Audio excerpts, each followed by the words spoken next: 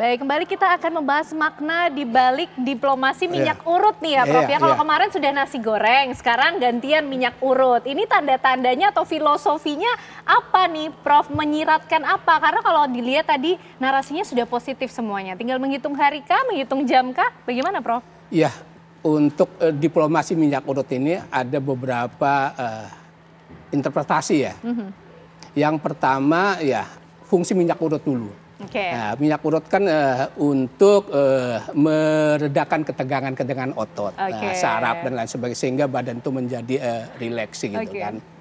Nah di dalam politik tentu tadi kan meredakan ketegangan yang selama ini bahwa ada konflik gitu, ada benturan antara PDIP dengan Gerindra. Ternyata enggak ini.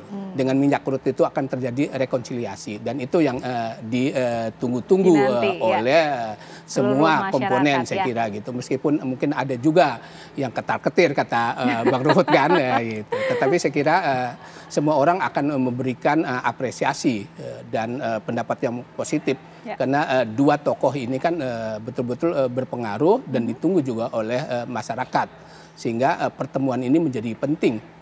Yang sudah lama ditunggu-tunggu, mudah-mudahan ini jadi, kata Bang Ruhut kan tinggal menunggu hari. Yang kedua, saya kira fungsi memang Ibu Mega seperti seorang ibu ya memberikan perhatian yang luar biasa, itu kan bersifat pribadi. Minyak urut itu berarti memang perhatian yang luar biasa terhadap Pak Prabowo.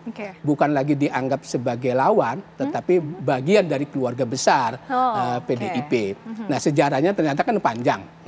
Tadi Bang Ruhut, siapa yang memulangkan dari Yordania. Dan itu juga sempat disinggung oleh Bu Mega di awal-awal pada ulang tahun PDI. Terus 2029 mereka berpasangan.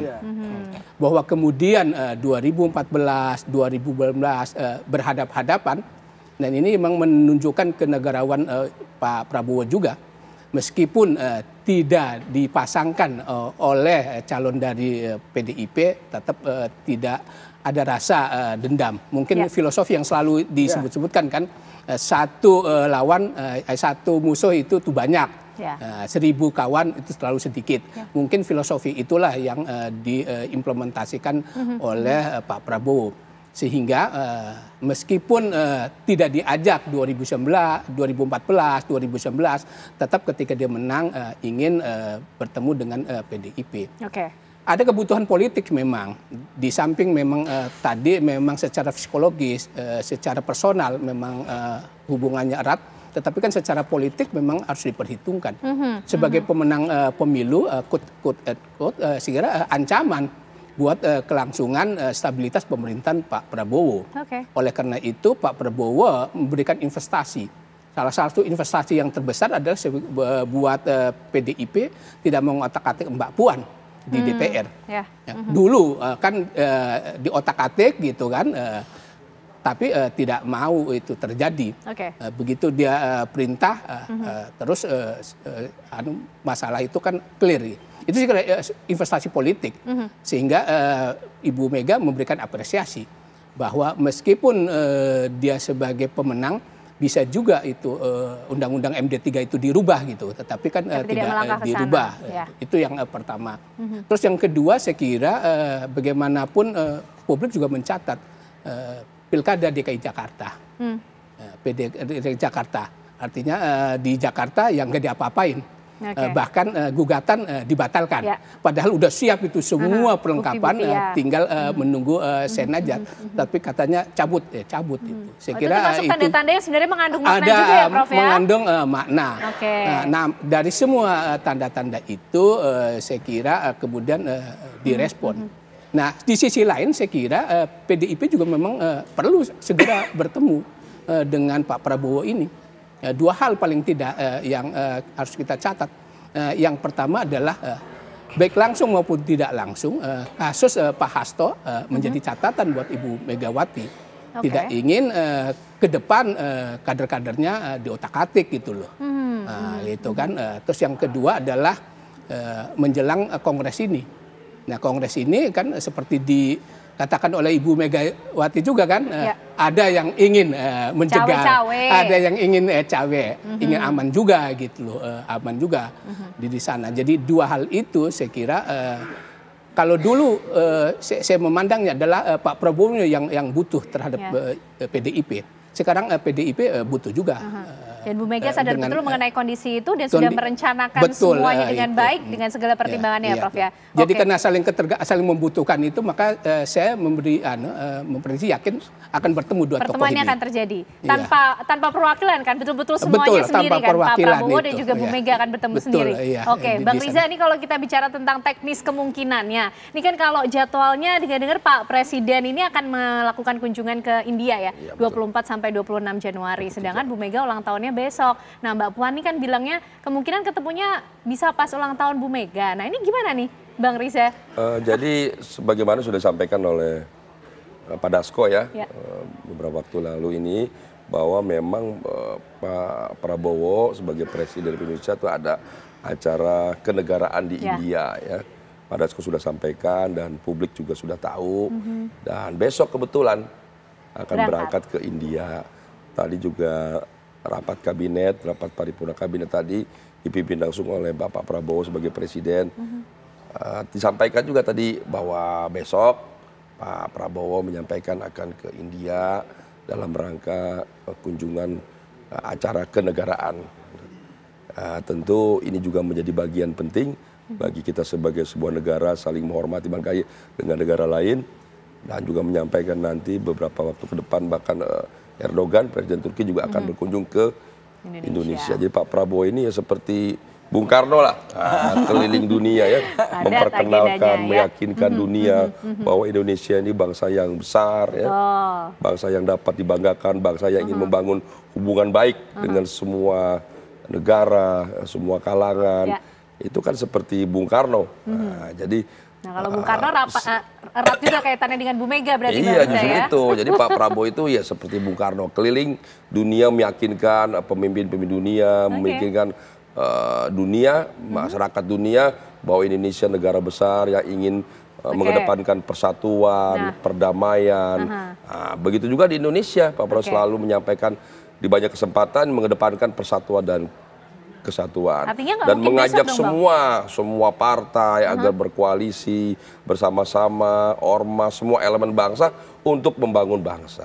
Ya. Jadi pertemuan dengan Ibu Mega pertemuan yang sangat penting, yang dinantikan oleh kita semua, oleh masyarakat, dan insya Allah ini pasti akan terlaksana. Masalah waktunya, tadi ikut Bang Ruhut. Jadi kemungkinan nggak mungkin besok lah, karena kan besok kebetulan Pak besok memang ada kunjungan ke India. Bang Dasko sudah sampaikan dan publik sudah tahu. Dan Pak Dasko, Bang Dasko selama Mbak Puan kan setiap hari ketemu. Betul. Jadi hubungan Pak Dasko mewakili Pak Prabowo, mewakili Gerindra, Ibu Mbak Puan mewakili Ibu Mega, mewakili PDIP sangat erat tiap hari.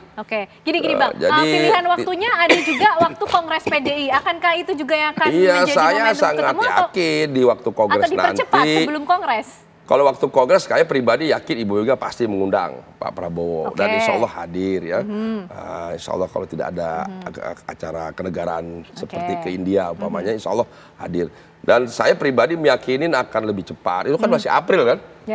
Insya Allah bisa lebih cepat ya. Mudah-mudahan dalam waktu yang dekat seperti di Bang Luhut. Siapa tahu Bang Luhut lebih tahu nih waktunya yang lebih cepat itu kapan sih Bang Luhut ini? Kalau sebelum Kongres April lah, berarti kapan yang lebih cepatnya Bang Ruhut? Karena kan kalau ulang tahun besok kayaknya kemungkinannya kecil ya, karena Pak Prabowo punya agenda kunjungan kenegaraan ke India, Bang Ruhut.